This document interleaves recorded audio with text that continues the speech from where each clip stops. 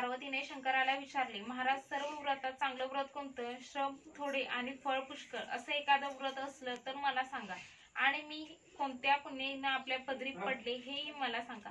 तेव्हा शंकर म्हणाले, जसा नक्षत्रात चंद्र श्रेष्ठ, ग्रहात सूर्य श्रेष्ठ, 4 वर्णात ब्राह्मण श्रेष्ठ, देवात विष्णू श्रेष्ठ, नद्यात गंगा श्रेष्ठ, त्याचप्रमाणे हरतालिका हे व्रत सर्वात श्रेष्ठ आहे. ते तुला सांगतो. तेच तू पूर्वजन्मी हिमालय पर्वतावर केलंस आणि त्या पुण्यानं तू मला प्राप्त झालीस. ते एक. हे व्रत भाद्रपद महिन्यातल्या पहिल्या तृतीयेला करावं. ते पूर्वी तू केलंस ते मी तुला आता सांगतो. तू लहानपणी मी तुला प्राप्त व्हावं म्हणून मोठं तप केलंस. 64 वर्ष तर झाडांची पिकलेली पानं खाऊन होतीस.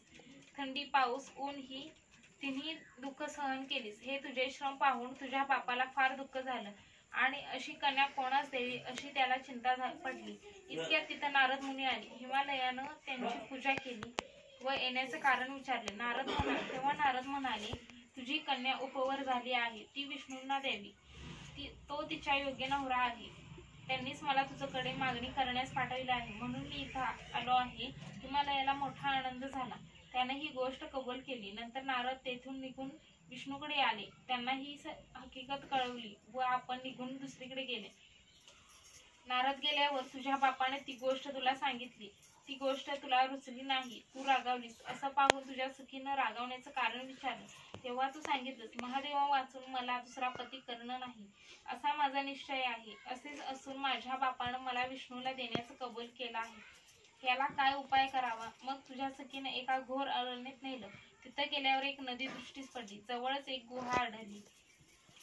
त्या गुहेत जाऊन तू उपास केलास. तिथं माझं लिंग पार्वतीसह स्थापिलंस.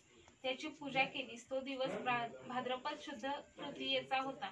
रात्री जागरण केलंस. त्या पुण्यानं इथलं माझं आसन हल्लं.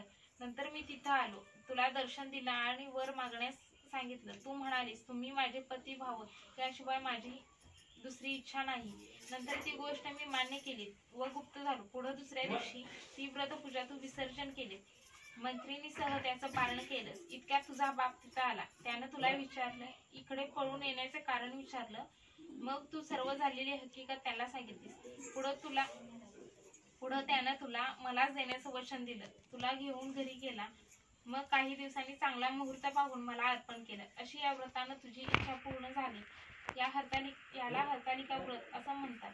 याचा विधी असा आहे, ज्या ठिकाणी हे व्रत करायचं असेल त्या ठिकाणी तोरण बांधावं, केळीचे खांब लावून ते स्थळ सुशोभित करावं, पुढं रांगोळी घालून पार्वतीसह महादेवाचं लिंग स्थापन करावं, षोडशोपचारे त्याची पूजा करावी, मनोभावे त्याची प्रार्थना करावी, नंतर ही कहाणी करावी व रात्री जागरण करावं. या व्रतानं प्राणी पापातून मुक्त होतो. 7 जन्माचं पातक नाहीसं होतं. राज्य मिळतं. स्त्रियांचं सौभाग्य वाढतं. ह्या दिवशी बायकांनी जर काही खाल्लं तर त्या जन्मवंध्या व विधवा होतात. दारिद्र्य येतं व पुत्रशोक होतो. कहाणी केल्यावर सुवासिनींनी यथाशक्ती वाण द्यावं. दुसऱ्या दिवशी उत्तर पूजा करावी आणि व्रताचं विसर्जन करावं. ही 60 उत्तरांची कहाणी 5 उत्तरी देवा ब्राह्मणांच्या द्वारे, गायीचे गोठी, पिंपळाचे पारी, सुफळ संपूर्ण. जय श्रीराम.